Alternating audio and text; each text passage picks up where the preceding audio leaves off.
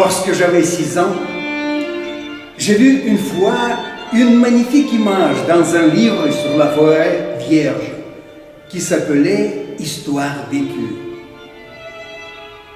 Ça représentait un serpent bois qui avalait un fauve. Voilà la copie du dessin. On disait dans le livre, les serpents bois avalent leur proie tout entière, sans la mâcher. Ensuite, ils ne peuvent plus bouger et ils dorment pendant les 6 mois de leur digestion. J'ai alors beaucoup réfléchi sur les aventures de la jungle et à mon tour, j'ai réussi avec un crayon de couleur à tracer mon premier dessin. Mon dessin numéro 1. Il était comme ça. J'ai montré mon chef-d'œuvre aux grandes personnes et je leur ai demandé si mon dessin leur faisait peur. Elles m'ont répondu, « Pourquoi un chapeau ferait-tu peur ?»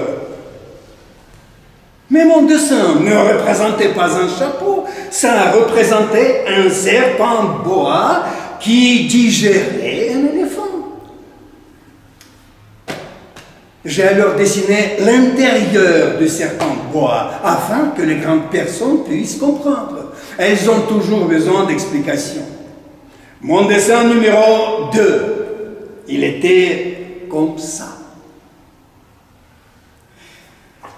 Mais les grandes personnes m'ont conseillé de laisser de côté les dessins de serpents bois ouverts ou fermés et de m'intéresser plutôt à la géographie, à l'histoire, au calcul et à la grammaire. C'est ainsi que j'ai abandonné à l'âge de 6 ans une magnifique carrière de peintre. J'avais été découragé par l'insuccès de mon dessin numéro 1 et de mon dessin numéro 2.